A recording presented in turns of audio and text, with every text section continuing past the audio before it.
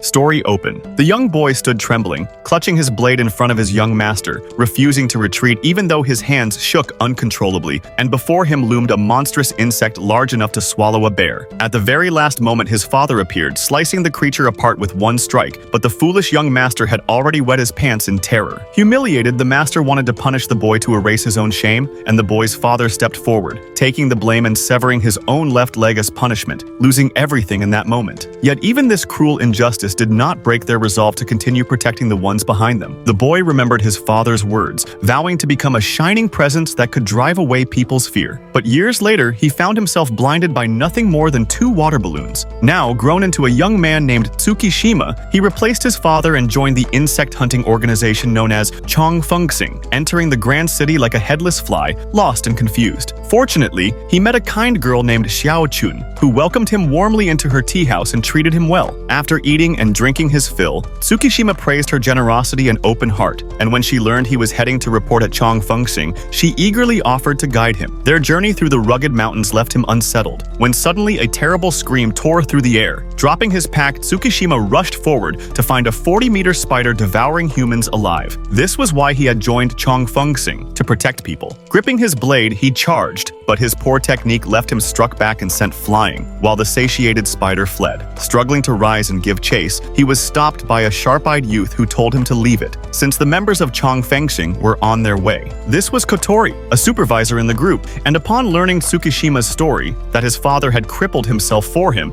and that he had joined in his place, Kotori respected his spirit, but doubted his strength after seeing his clumsy fight. As Tsukushima tried to prove his resolve, the giant spider suddenly returned, snatching Xiaochun in its web and fleeing. Furious, Tsukushima ran after them, thinking that if he could not even protect such a kind girl, he had no right to call himself a protector. In a broken hut outside the city, Xiaochun awoke surrounded by food scraps and an enormous spider looming above her, helplessly bound in sticky webs. Just as the beast pounced, Tsukushima burst through the wall bathed in the glow of sunset, silent and fierce, dodging its frontal attack and circling behind to deliver a clean killing strike. But from the ceiling dropped countless more spiders, filling the room and suffocating Xiaochun in despair. As they surrounded them, Tsukushima shielded her, but his blade was trapped by sticky slime, and the horde closed in. At that instant, an explosion ripped through the swarm. 3 warriors of Chongfengxing had arrived, their smiling faces revealing their deadly confidence. First was the nimble female ninja Hibana, master of explosives. Second, a former criminal known as Harumaki the 99 Slayer. And third, a timid boy terrified of insects but descended from the ancient sheep clan with forgotten yin-yang powers. Together, they cleared the house of spiders in an instant. But one remained, holding Tsukushima bound in webs. Remembering his father's teachings to banish fear from people's hearts, Tsukushima rose again, placing his body in front of Xiaochun, determined to protect the first kind soul he met in this city, even at the cost of his life. His unyielding will gave him the strength to drive the monster back, astonishing Kotori, who watched from outside. With Xiaochun's admiring eyes on him, Tsukushima unleashed his family's secret technique, Crescent Moon Strike, blasting the spider away before leaping high and finishing it with a final blow, completely annihilating it. Yet the nightmare was not over. An even larger spider, dozens of times bigger, appeared, so terrifying that Tsukushima nearly fainted, powerless to fight. Suddenly, a dazzling light filled the room brighter than any stage, and the strongest warrior of Chongfengxing, Fangya, descended with unmatched presence. While Tsukushima was still stunned by his dramatic entrance, Fangya cleaved the colossal spider in one effortless strike, instantly killing it. In that moment, Tsukushima became his devoted admirer, while Xiaochun's heart overflowed with the memory of him shielding her again and again. He had finally found the destined girl his parents spoke of, and his bravery earned Kotori's recognition, who invited him to formally join Chongfengxing. Days later, a groggy female warrior awoke from her nightmare and began changing, while Tsukushima, after only 2.5 days of training, reported to his seniors at dawn. That morning, Kotori received reports from villagers of another insect outbreak, and he ordered all slayers to move out. Tsukushima burned with excitement, but Kotori forbade him from fighting, telling him to only watch and learn, since he was too weak and every rookie in the past year had died within 10 days. For 1 month, he was forbidden to draw his blade. Fate, however, paired him with Hibana for this mission, and both shared the same admiration for Fangya, spending the journey exchanging stories of how they idolized him. Hibana revealed she herself had been invited a year ago, but on her very first mission had nearly been eaten alive. Fortunately, Fangya appeared in time to save Hibana back then, and from that that moment, she became his biggest fan. Tsukushima was deeply moved by her story, and as the two talked more about Fangya, they became more and more excited. But soon, Tsukushima learned how quickly a woman's face can change. Their friendly chatter was suddenly cut short by a piercing scream. Following the villager's pointing hand, Hibana looked toward the river and saw over a dozen villager corpses lying on the ground, while the strange aura in the forest made her uneasy. In the next second, a gigantic dragonfly appeared overhead. Hibana immediately recognized it as the same species she had faced on her first mission. She told Tsukushima to lead the villagers to safety while she resolved to destroy the beast alone this time to prove herself. The dragonfly, sensing the reckless human,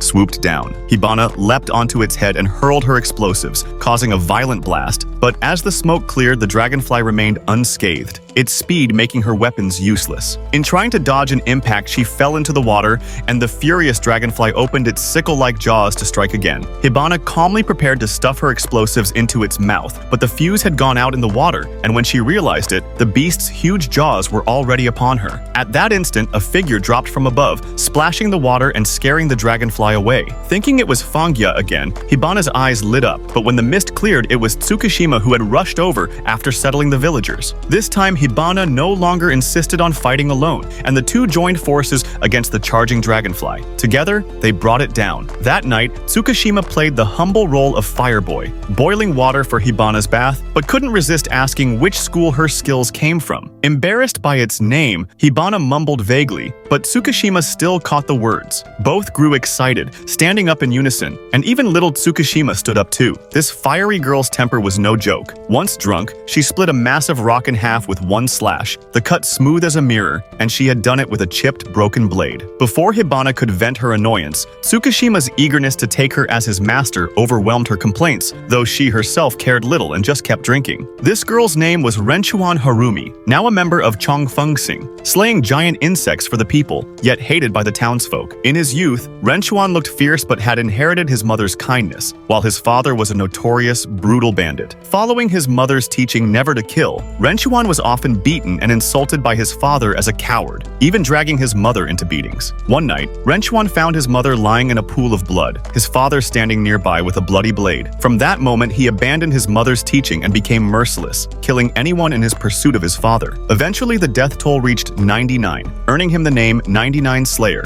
The townsfolk despised him, but Renuan ignored them, living as he pleased. One night, separated from his apprentice Ladao, he stood outside a house full of corpses, bloodied sword in hand, a sight that stunned Ladao when he arrived. Arrested and jailed, Renuan refused to explain why he had been there. Even with Chongfengsing's privileges, there was no way to release him without reason. Ladao, refusing to believe his master was a killer, broke into the jail and freed him, knowing only by finding the real culprit could they prove his innocence. But soon they were surrounded by constables, who, remembering Renuan's past killings, sought to execute him on the spot. Just then, the constables were mysteriously struck down. A massive praying mantis appeared behind them. As it swung toward another constable, Ladao blocked the attack, his blade snapping in two. Seeing the monstrous strength of the mantis, the constables fled, leaving Renuan to fulfill his duty as insect slayer. He cut down the mantis, but the constables returned, determined to take revenge for their fallen comrades. Renuan mocked himself for having to cut men before monsters, and as his fury grew, he nearly slaughtered them too, until Ladao again stopped him. The mantis struck once more, and Renuan reacted in time, severing its arm, giving Tsukushima the chance to shield with his sword. Whatever storms his past held, Renuan's blade was now for protecting the town's people. At last, he chopped the mantis into 108 pieces, its belly bursting with gold coins, proof it was the true murderer and thief. As for why Renuan had been at the scene, it turned out he had drunkenly stepped on a dog's tail and fled into that house, foolishly grabbing the victim's blade, thus being mistaken as the killer. He thought no one would believe such a stupid excuse, but Tsukushima believed it. Later, Tsukushima followed Kotori to another mission. Ordered by his idol to help, Tsukushima eagerly stood by, waiting to shine. But as they entered the attacked house, the scene left him stunned, while Kotori sensed another giant insect nearby.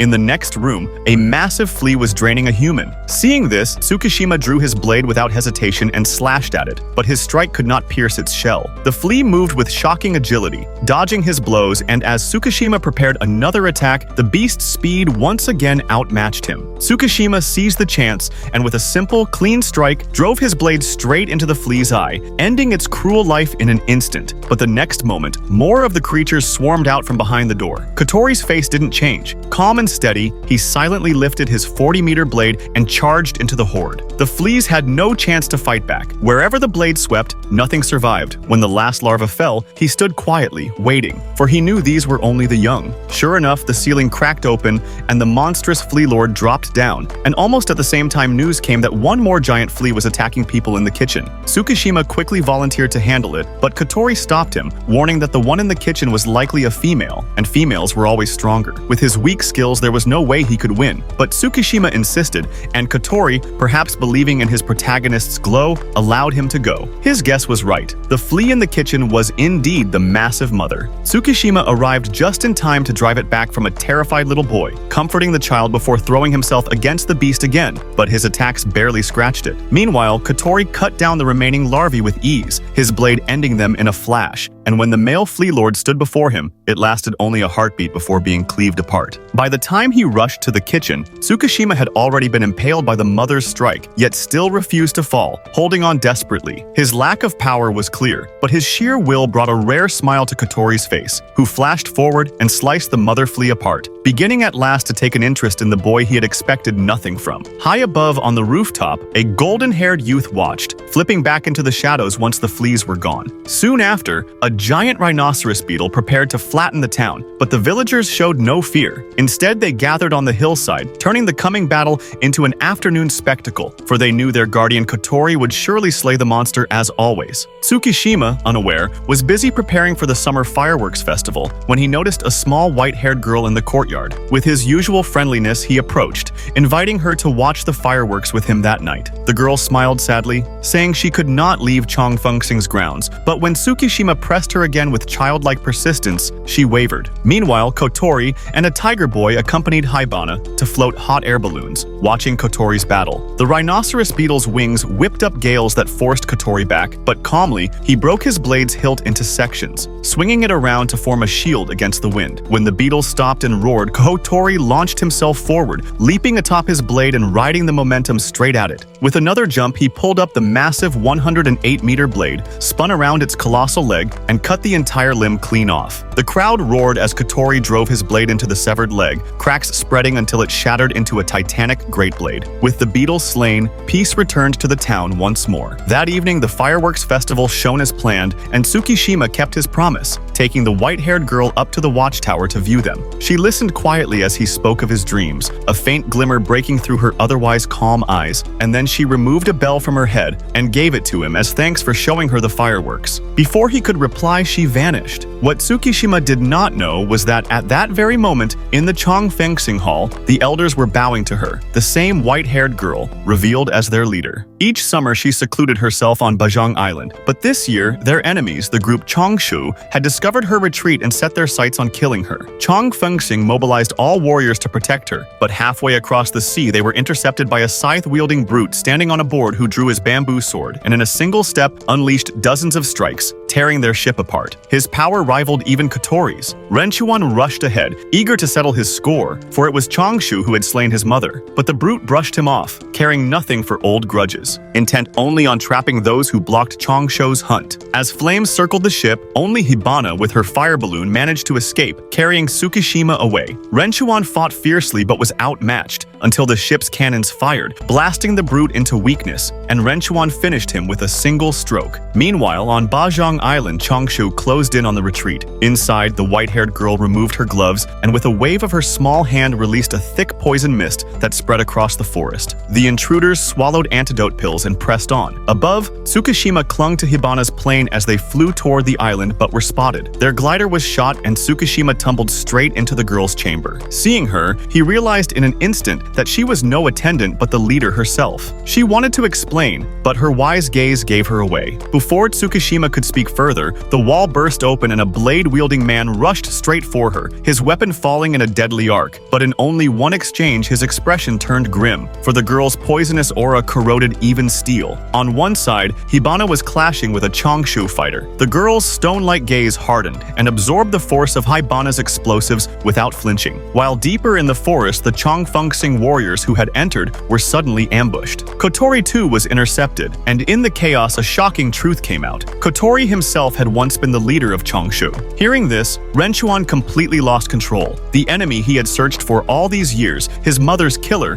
had been beside him all along. Consumed by rage, he drew his blade and struck at Kotori. At the same time, the centuries-old little white-haired girl, enraged, unleashed her terrifying form, the evil poison body. Facing the siege of 3 Changshu elites, she had no choice but to transform. But each time she spread her poisonous aura, Tsukushima would rush to her side and stand in front of her. Her poison harmed friend and foe alike, yet he was never hurt, always breaking her concentration and interrupting her attacks. To her, it seemed too suspicious. His strange immunity and his constant interference made her suspect he might be a Changshu spy sent to hinder her. But just as the thought formed, Tsukushima, bleeding from the mouth, once again stepped between her and the enemy's blade. The Changshu warriors, tired of delays, decided to kill this meddlesome boy first. He was too weak to dodge and was impaled through the body, while a monk's heavy blade struck at her, leaving her battered and bloodied. Even so, Tsukushima thought only of her safety. For the first time in her long life, the immortal girl felt her heart stir. The Changshu leader pressed forward, but then her hair darkened to black, lethal poison poured from her,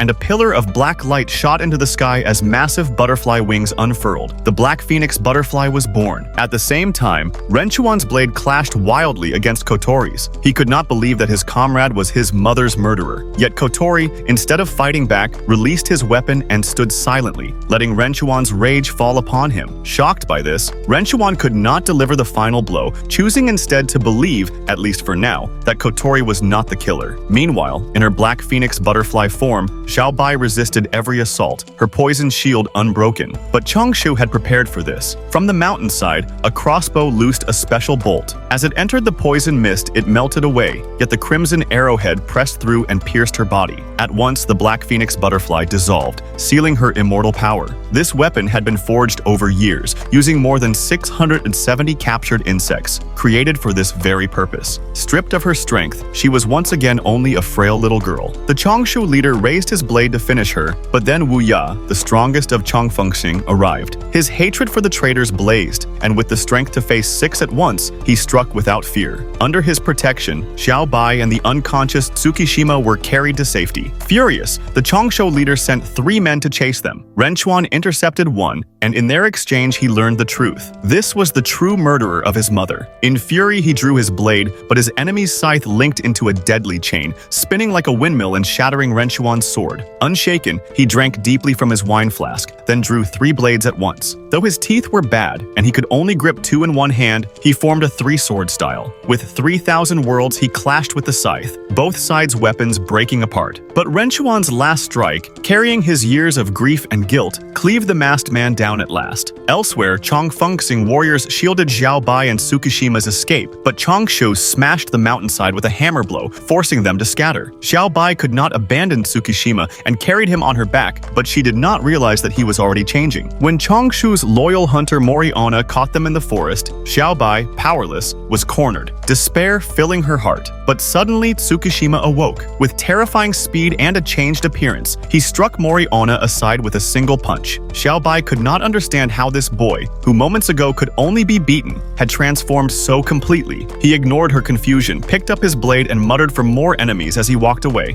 Moriona, humiliated, unleashed fiery sword energy at him, but in the next instant the white-haired Tsukushima appeared behind her, expressionless, and cut her down in one stroke. Without a word to Xiaobai, he left alone. On another battlefield, Changfengxing fighters struggled, barely saved by Renuan's intervention before being overwhelmed again. A machine gun boy, enraged, unleashed wildfire, but when the smoke cleared, the 3 enemies stood unharmed, because Tsukushima had blocked every bullet himself. As he slowly turned with his blade raised, not only Xiaobai but also Hibana and the others realized in horror that Tsukushima had lost his reason, and the unstable power inside him was now directed at the stronger Changshu warriors before him. The machine gun boy tried to cover the retreat with his fire, but when the smoke cleared, Tsukushima had already appeared behind 2 of them and slammed their faces into the ground. The stone-eyed girl kicked him away with a flash of her blade, but instead of hurting him, the blow only excited him further. His hair stretched out like long white cranes, twisting into a massive claw that gripped their throats. And in that moment, his dark aura fully erupted, shaking the mountains themselves. The three Changsho fighters were smashed into the earth, completely broken, while Tsukushima's mind filled only with the urge to kill everything. His claw swelled into a spiked ball, and in the next instant shot out countless white spears in a wide, indiscriminate storm of destruction. From a distance, the weakened Xiaobai staggered closer, trying to reach him and wake him from his madness. But on the way, she was seized by a Changsho survivor dodging the spikes. Helpless and powerless, she could only wait for death until the bell on her hair slipped loose. Its crisp chime cut through the chaos, somehow reaching Tsukushima's lost mind. Just as the enemy thrust to kill her, his arm was suddenly severed. Xiaobai stared in shock at the boy who had returned, the same foolish smile on his face, though his memory seemed stuck back in an earlier battle. He collapsed, exhausted, while the Changsho leader, seeing his forces decimated, ordered a retreat. Later, Xiaobai discovered a white hair caught between Tsukushima's teeth. He had swallowed it accidentally when carrying her. Hibana and the others brought him back, but when they returned to their base, they found the entire stronghold overrun by giant insects.